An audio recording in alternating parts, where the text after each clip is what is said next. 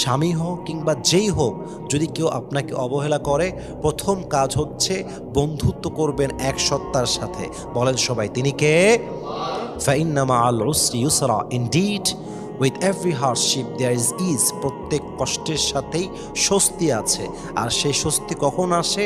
যখন বান্দার সম্পর্ক আল্লাহর সাথে হয়। নাম্বার 1। নাম্বার 2, যদি আপনার স্বামী আপনাকে প্রচণ্ড অবহেলা করে, কষ্ট দেয়, গালি দেয়, বাজেভাবে বিহেভ করে, রুডলি বিহেভ করে, প্রতিবাদ করবেন নম্র ভাষায়।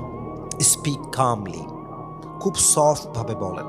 দেখেন, প্রতিবাদ করার চাইতে এই কথাটা আরও বেশি উত্তম যে আপনার এই ব্যবহারে আমার খুব কষ্ট হয়, আমি খুব কষ্ট পাই, আমার তো বলার মতো কিছু নেই, আমি আর কি বলবো আপনাকে, বাট আপনার ব্যবহারগুলো আমার জীবনটাকে তছনছ করে দিয়েছে, আমি প্রচণ্ড কষ্ট পাই, আমার তো বলার মতো কিছু নেই, আমার চোখের পানিতে বালিশ ভিজে যায়, আমি একটা রাতও ঘুমাইতে পারি